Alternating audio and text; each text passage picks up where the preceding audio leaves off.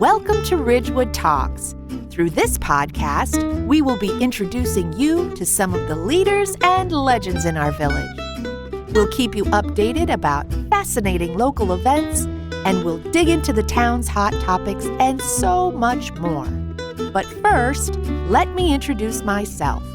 I'm Jeannie Johnson, the founder of Ridgewood Talks and Ridgewood Walks. The goal of these initiatives is to create a kinder, more connected, and more vibrant community. I'm thrilled to be co-hosting this podcast with my good friend and all-around wonderful guy, Jordan Kaufman. We look forward to meeting with you weekly and hearing your thoughts on who and what you'd like to learn about in our beautiful hometown. Enjoy this episode.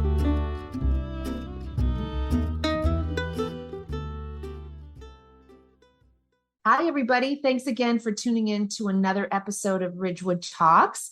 Today, we have an incredible guest with us. His name is Dillon Carroll. He is a Ridgewood Public School alumni. He graduated from Cornell University, and now he is doing humanitarian work from Kyiv, Ukraine. He is 24 years old and has managed to raise over $500,000 for medical efforts for those that are affected by the war in the Ukraine. And so I'm so proud of you, Dillon. Thanks so much for all that you're doing. So I'm going to just turn it over to Jordan real quick. We'll take it from there. Go ahead, Jordan.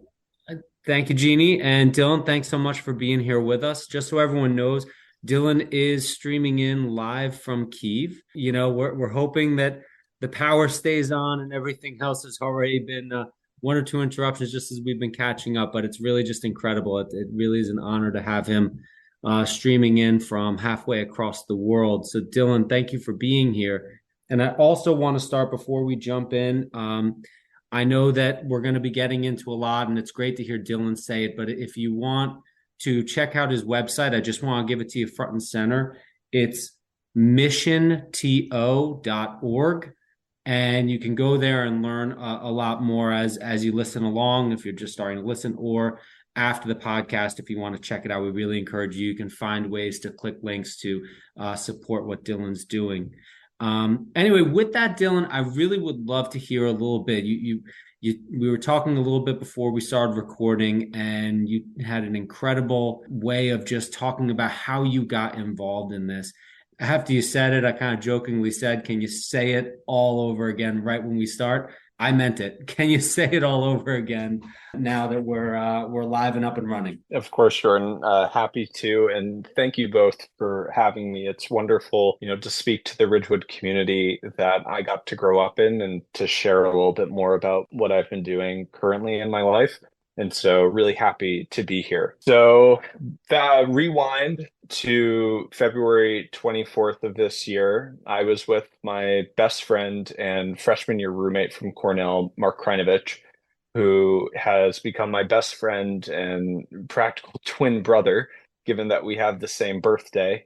And we saw the war unfold on the 24th and instantly were shocked and scared for Mark's family, as Mark is Ukrainian and was born in Kharkiv, Ukraine, on the same day that I was in Connecticut, which was the 25th of February, the day after that the war started. And so our birthday became a call to action for both of us as we were thinking about Mark's family and the devastation that we were seeing on the news. And so I went in to check in with Mark at his apartment in New York City, and we talked about how we were feeling and how we both felt this sense that we wanted to be doing more. And suddenly, I don't know what came over me, but I said, "Why don't we go there?" And Mark looked at me and smirked and chuckled a bit, saying, "What do you mean, go to a war zone?"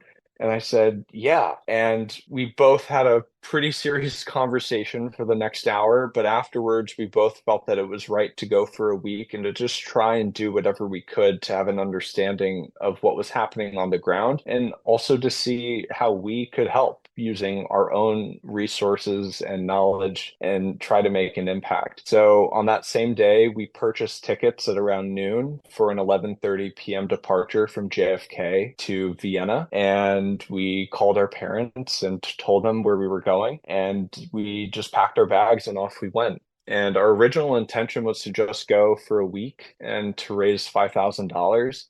And Mark and I were so astounded and humbled that within the first week, I think we had raised a little over $20,000 or $30,000 from friends, family, and those that they shared with on social media platforms and elsewhere. And so one week turned to two. And after 2 weeks and about 4,000 miles of driving throughout Poland and Slovakia and Austria, and getting to meet with dozens of organizations and seeing the refugee crisis on the border, we both took some time, about a week, to think about whether or not we wanted to move forward, about whether we wanted to pursue this further. And both Mark and myself had never felt the sense of fulfillment as well as just utter gratitude from others and getting to help people as on a full-time basis. And so we both decided that we would commit ourselves for as long as we could to helping Ukrainians in all the various ways that we were learning about during our experience. And so at the end of March, Mark and I moved to Poland full time and started to assess a better understanding of what were the needs inside of Ukraine, using Mark's contacts from his friends and family, having been born there. And we have spent the last 9 months in Ukraine and Eastern Europe procuring medical supplies and devices for mobile clinics, for hospitals, helping with reconstruction efforts for the winter, which has been increasingly difficult for many Ukrainians in the places where they find themselves now. And it's been the most life-changing and humbling experience that either Mark or myself have encountered. And getting to work on the behalf of others and, translate people's generous financial support into actionable items where we can show them photos and videos of the people that they help and the difference that they are making on the ground has been astounding and fills both of us with pride. And it's largely what fuels us to continue doing this work today. Well, like I said, we're so proud of you. We definitely want to do our part to help you out so you can continue this work. Some of the things that were interesting to me, I can't even remember how many times we've had to reschedule this interview with you. I know one time we were scheduled to have an interview and you sent me a photo of yourself stuck in traffic in the snow. Another time, I think there was a flight delay of some kind. So I would imagine there are a lot of things that sort of impede your ideas of how to accomplish the things that you want to do. So tell us a little bit about what it's like to be literal boots on the ground there. Yeah, of course. It's becoming increasingly difficult, especially with the situation regarding the energy sector in Ukraine.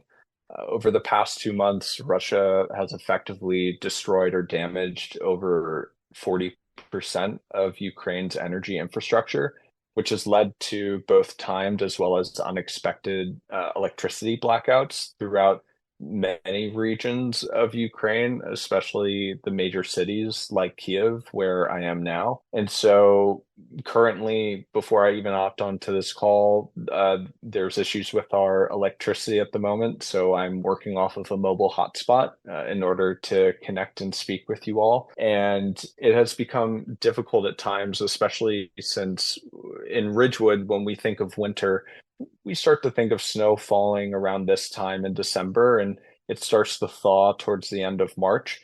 But in Ukraine, winter is really from November 1st until the end of April.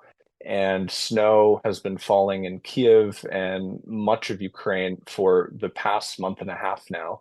Even 2 days ago, I think we got about 4 or 5 inches of snow. And so there are different environmental as well as situational factors that have arisen as the war has changed and progressed over these past 9 months. And as internet can certainly be an issue, traffic, when the electricity goes out, you no longer have traffic lights. And so four-way stops quickly become very, congested and difficult to navigate.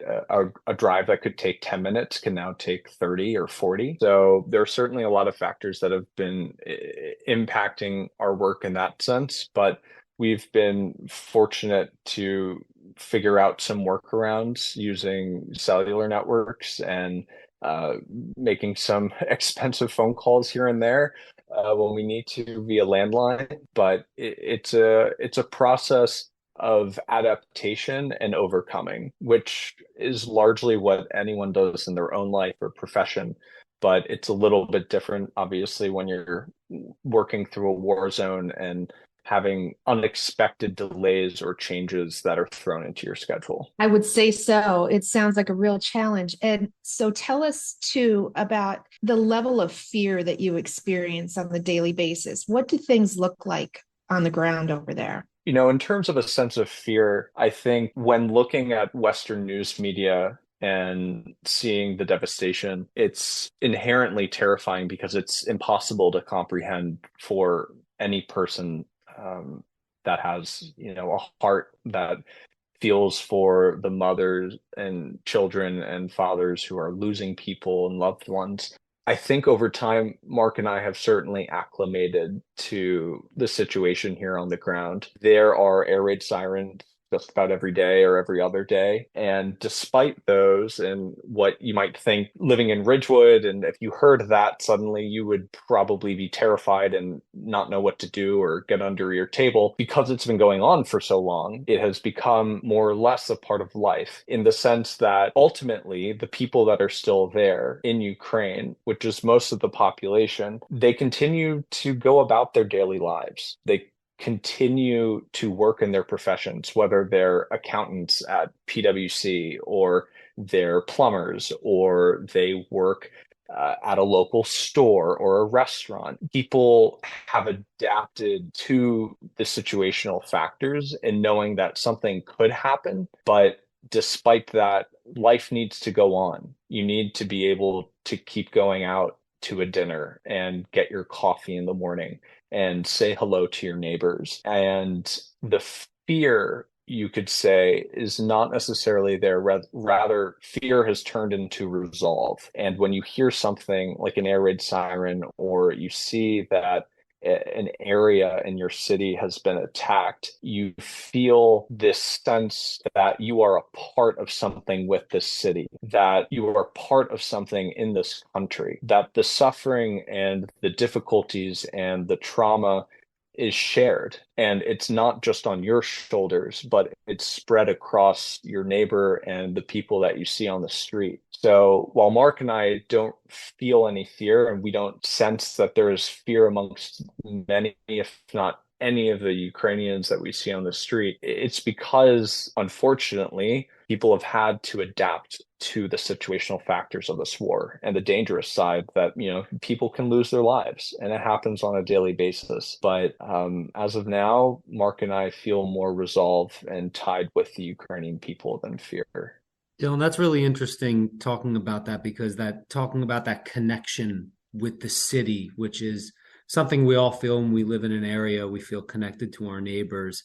And you talked about resolve for a second, and that's something that the Western world, when we hear media and news, is we hear about an incredible Ukrainian resolve to, you know, defend their land, defend their right to be independent, and, you know, really deciding that they're willing to trade off in the short term some of the, you know, typical luxuries which we often take for granted in places like Ridgewood or, you know, pretty much anywhere in the United States, versus what they're experiencing out there. Can you tell us a little bit, because you just mentioned your own resolve and Mark's resolve, is that being rubbed off from the Ukrainian resolve? Are people like yourself helping them maintain their resolve through your humanitarian efforts and your own philanthropy that you're providing through your volunteerism and helping to raise funds? Can you just talk a little bit about that energy of how the people there and you are kind of feeding off each other in your resolve? Yeah, of course. It first and foremost comes from the Ukrainian people themselves. The Ukrainian people are the most resilient, loving, determined people that I have been blessed to get to know in my own life. And when it comes to this sense of resolve, it is inherently derived from this entire country ability to not only band together in such a short amount of time, but to also outlast what many experts were saying was going to be a 2-week wartime skirmish, which was supposed to end quickly with the taking of Kiev and installing a puppet government. And suddenly Ukraine would be no more and it would be part of the Russian Federation. And so when it comes to the sense of feeling on the ground, more than anything, people like myself and Mark, other humanitarians and philanthropists that are working diligently to support the Ukrainian people, we derive our sense of resolve from them, from ordinary people that you walk across down the street. It's the people that have chosen to adapt part of their lives to helping their neighbor, to helping whomever they can. And we have plenty of stories in which we've met people randomly who then suddenly the next day serve as a crucial factor in getting one of our own humanitarian missions done. One that comes to mind is in early August rather, Mark and I were delivering medical vests and helmets to medical personnel that were working close to the front line, that were providing emergency medical care, oftentimes under live fire. And we were struggling with finding a means through which to carry the materials across the border and towards Lviv, which is in the west of Ukraine. And while we were crossing the night before, scrambling to try and find someone, we stopped at a gas station and a man pulls up and he steps out of his car and he's smiling, he's determined, and he's got this walk to him, and we say hello. He says hello, and he can hear me speaking English with my American accent, and he comes over and he starts talking to us and learns about what we're doing. And he says, "Stay in touch. Here's my number. Happy to help with anything. Let me know." He owns a couple of small businesses in Lviv. And the next day we texted him just in the morning, just as an off chance that maybe he knows somebody. And it turns out that he had an empty cargo van and he was willing to take off the next 2 days to come with us to the border of Poland, pick up the materials which we had purchased, and bring them to where we needed to go. And so when I talk about this sense of resolve, when I talk about this sense of deriving this fortitude from the people, it's those types of encounters.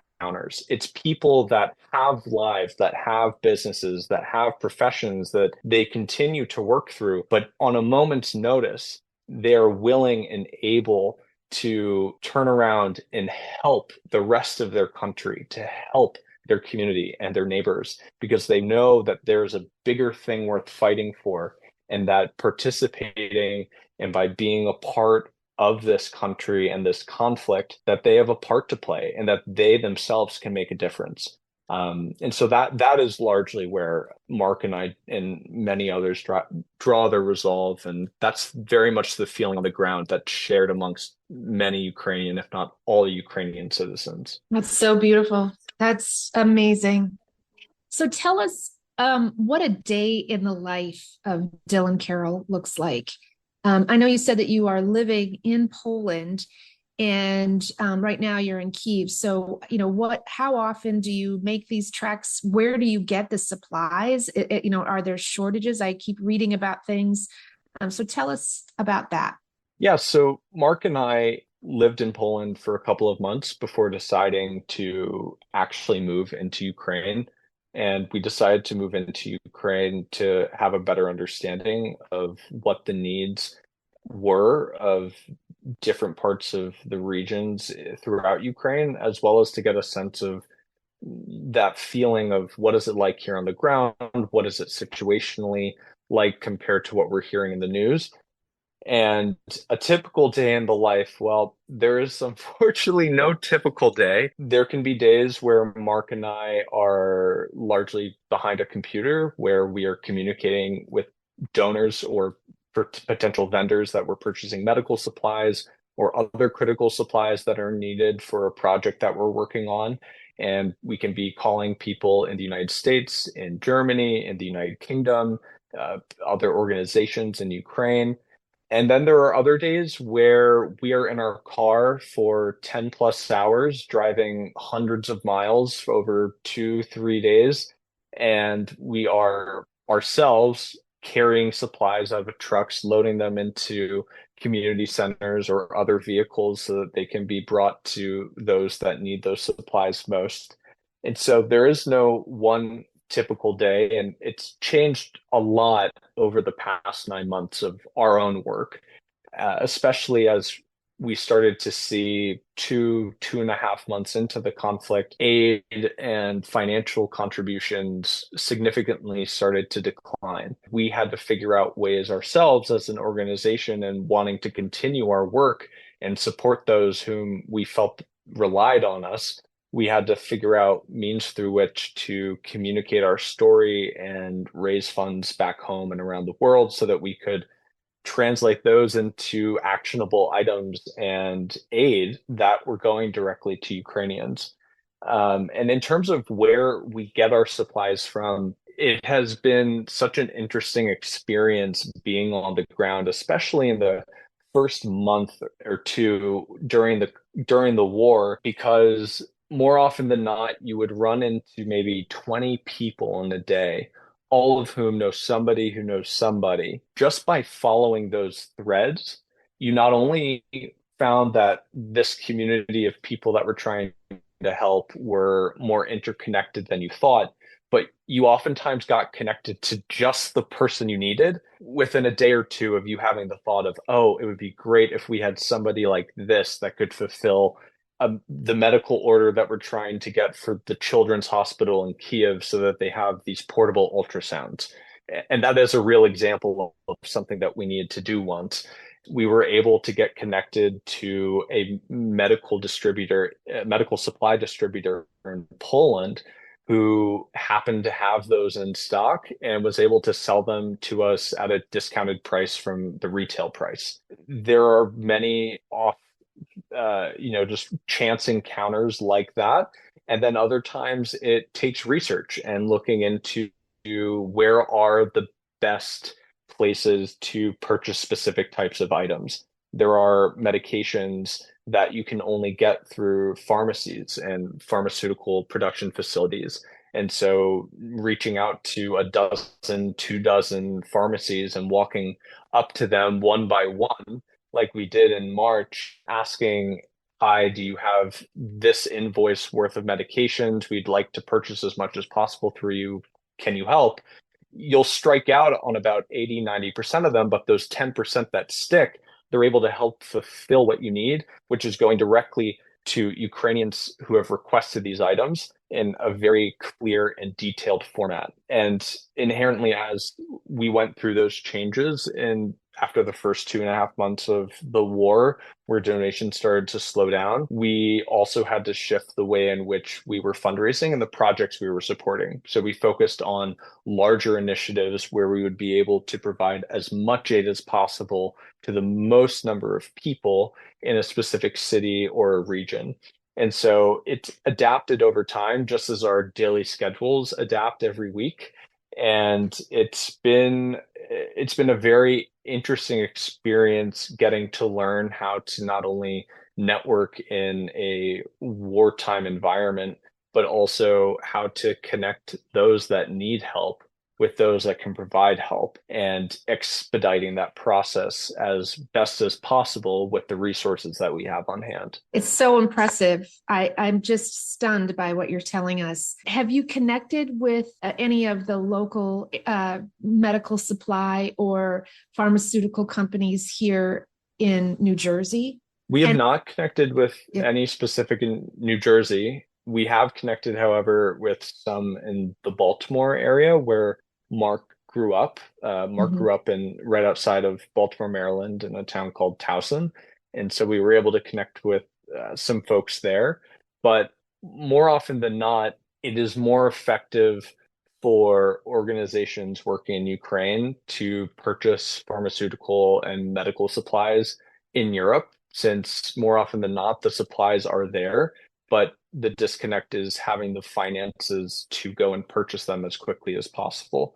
And as great as it is to perhaps get sent over a box or two via air to Poland and then bringing them across, it's typically not as cost effective as purchasing medications on the ground of which there are ample supply throughout the European Union. Well, that's good news to hear because we hear so much about supply chain issues. So I'm happy to know that you don't have any problems procuring them. I mean, I'm so curious about your personal piece of how you're getting along in your apartment. And is it hard for you to find food? I know you're talking about going to grab your morning coffee and making sure that you get out. So those things are really important. But the thing I want to know the most is what can people do to best support you? You mentioned something about your funding depleting right now. Where are you at with that? And what's the best way to support you? Yeah, the best way to support us is either by making a financial contribution or by sharing our work and our story with your own networks. Mark and I see both as equally helpful because we've learned the power of network effects in doing this work inherently. I've described a couple of instances that we've encountered over the past 9 months, but you'd be so surprised how one person sharing our story on Facebook or on LinkedIn or on Instagram, how it can come across the view of somebody who has a large amount of money to donate or just wants to donate $50 to $100 and contribute to a cause where they see exactly how their financial contribution gets directly translated into tangible aid that helps people with faces and names and places in which they live. And so those are the two primary ways of helping us. And we largely encourage people to go to our website, click on the Donate Now button, and it'll bring you to where we crowdfund some of our financial donations on a site called Spot Fund. And on there, we have posts over the last 9 months going into a lot of detail, talking about the projects that we worked on, the people that we've worked with, the Ukrainians that have been directly helped by the financial contributions, and the individuals that are now part of what we like to call our Mission to Ukraine community. It really is a community because ultimately all that Mark and I do is we work and we deliver help on behalf of every single supporter that makes a contribution to our cause. This is just Mark and myself working on the behalf of others and helping others. We really are adamant on having people join us in our community and understanding that they can be a part of something so much larger than they may even realize. Because oftentimes when we see such terrible news and destruction and war on our TV screens, it's easy to feel hopeless. It's easy to feel like, what can I do? Is there anything that I can do? There are so many small organizations, and I say small meaning like Mark and myself, 2 people, 10 people, 20 people, that have raised funds in the realm of a couple tens of thousands of dollars to maybe $1 million. And there are so many of those organizations that are sharing such powerful stories and showing how financial contributions really translate into helping folks, that we encourage those that want to support us to become part of that community. Make one donation, share it with your friends, come back to it a couple months later, make another financial contribution, talk about how does our story, how does what you see Mark and myself doing, how does that make you feel? Does it impact you? Does it make you feel like, oh, I wish I was there? And if it does, tell people that you love, tell people that you know care about the causes that you commit yourself to. Because ultimately, the only way in which this war will be won is by ordinary people helping ordinary people. It's by citizens helping citizens. This entire war in Ukraine, the resolve of the people, as I was describing earlier, it's ultimately determined by people that you would walk by on the street, turning around and doing something to help their neighbor. And by building and focusing on this global community, and understanding that your donation and sharing a story can make a direct impact in the life of a mother or a child or someone that is suffering unforgivable costs because of this war, it's really powerful and motivating. And giving to others, focusing on that part of ourselves that each and every one of us has in us, which is this idea that giving to others is something that is precious and it fulfills us and it makes us feel connected and like we are doing good in the world. There's nothing better. There's no better feeling. So I greatly encourage anyone that is moved by my story and what I've been describing in terms of the work I've done with my best friend Mark to consider doing one of those two things or both of those things, making a financial contribution and sharing our story and what it means to you and why you want others to help. That's beautiful. So you are definitely an inspiration to me, and I'm sure to you too, Jordan, and hopefully many of our listeners. Sure. I'd like to know who inspires you. Where did you get the heart to serve?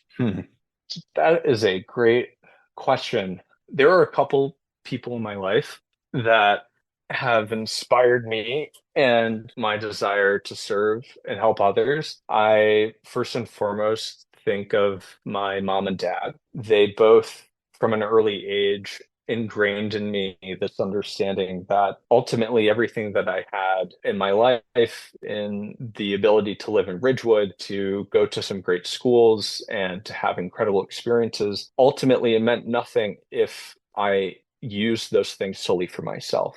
And so working with my... I don't know if you can hear us, Dillon, but we lost you for a minute. Hey, you guys there? Yeah, we're here. No worries. Sorry about that. What's crazy is you're over in Kyiv, my heart jumps a beat when you, I know, when you go out. I'm like, what was it? Please don't worry. I am in a safe part of the city. It's just the internet, but I appreciate it. So where was I?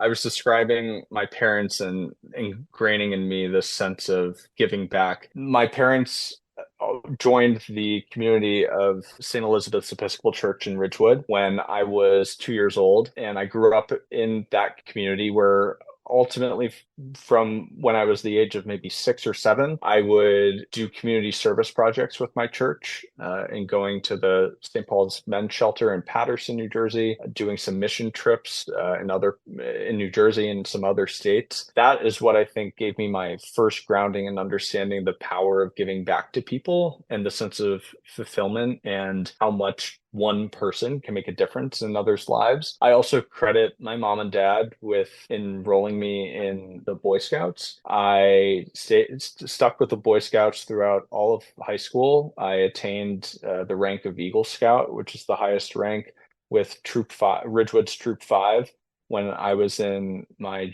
sophomore year of high school. That too was a huge grounding in this sense that giving to others and serving others is the greatest work and provides you with the greatest sense of reward and fulfillment possible. I did my Eagle Scout project at my elementary school, Travell Elementary, and I reconstructed the inner school courtyard at Travell, which had been neglected for 30 plus years, with a 25-foot white pine and other plants overgrowing, and it had served as a trash dump at some point. And I reconverted it to providing kids with a means of having some educational classes outside, as well as a beautiful space for teachers and staff to go and enjoy during some times off. And I remember working on that project and getting to see the faces of little kids getting to enjoy that space for the first time since that space was constructed in the 60s when Travell was made. And it brought me the utmost sense of joy and fulfillment. It was overwhelming, the sense that I felt. I think too a lot about my teachers that I've had throughout my life. It's funny, but I still go back to Travell and BF and to my high school, Montclair Kimberly Academy, and I catch up with my teachers at least once a year because I understand from their perspective how much of the service that they are doing and giving to kids and being teachers and educators. I myself, after graduating from Cornell, was in Teach for America, where I taught AP World History in the Newark, New Jersey school district for a year. And I learned how much work goes into being a teacher. And in reflecting how I just came out of college, where I was a student at the top of my educational life, and then suddenly getting the rude awakening as to what it's actually like to be a teacher and to serve others inherently, which is the primary purpose of being a teacher. I go back to a lot of those folks. I think of Mrs. Burke, my fifth grade teacher at Travell Elementary. I think of Mr. Fiocchi, who I know is retired from BF. I think of my favorite history teacher at MKA, Mr. Hessler, who taught me a lot about the sense of values of committing yourself to multiple paths and always thinking about others. And I have plenty of other inspirations and people that motivate me to work on the behalf of others and to share stories and to make an impact on the lives of other people, not for your own personal benefit, but rather for the benefit of those people. And so it's been interesting in living and breathing this work day in and day out for the past 9 months, because in a way it has come naturally to me. And in other ways, it's been a learning experience, like any new experiences for anyone, whether it be professional or life related. And so I think I credit a lot of it to my mom and dad for setting the foundation. And then I greatly thank the people along my own personal, educational, professional journeys that have shown me the way in which you can live a life of fulfillment and live a life in which you are able to enrich not only yourselves, but also those around you, and to derive happiness from that. Dillon, I am so blown away by your story. I just think it's like, as we're wrapping up here, I just want to take a quick inventory check on what we've discussed here, just so everyone, because so much was said. I just want to set the pace a little bit. Dillon is a good-looking, successful Cornell grad who, on his birthday this year, was so moved by what he saw happening in Ukraine that he dropped everything and went over there with his best friend, and has since done a humanitarian effort where he has helped raise and deliver humanitarian services over $500,000 worth to countless Ukrainians to help them in not only what's a tough war they're going to be going through until hopefully it's resolved as quickly as possible, because it's heartbreaking to see, but also a enormous rebuilding effort, which is going to have to happen afterwards as people are moving and becoming refugees, and then, hopefully are able to move back to their homes. And this is just incredible. I'm on the website right now. You can follow along, whether you're on your phone, go to missionto.org. At the top, if you're on your phone, there's a donate now button on the left, or ways to give. You can click either one. They take you to different places. If you're on your desktop, it's on the top right of the screen.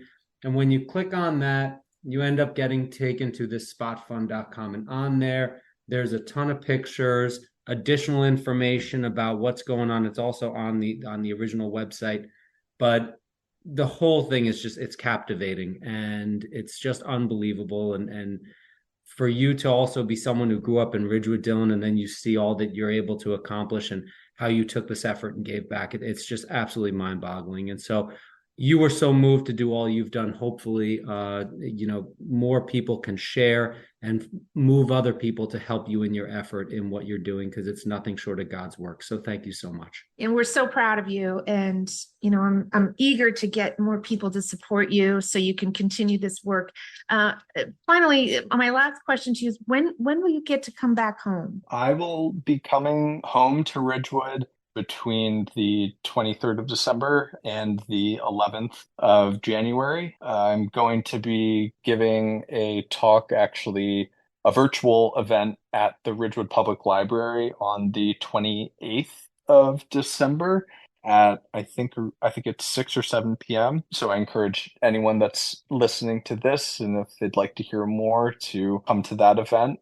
And otherwise, yeah, I'll be able to spend a nice 2.5 weeks home, catching up with my two dogs and my brother and both my parents, which I'm very much looking forward to, and so happy to be coming home to Ridgewood and, seeing the lovely town that in a large part has molded me into the young man I am today. And so many fond memories, and definitely going to hit up Wilkes Deli and Bagelicious and some of the creature comforts of home that I've missed some 6,000 miles across the Atlantic. I can imagine. Well, I wish you a very, very happy holiday season, and I wish you continued good work. I can't stop saying it. We're just so proud of you, and we're just so inspired by you. So keep it up, Dillon.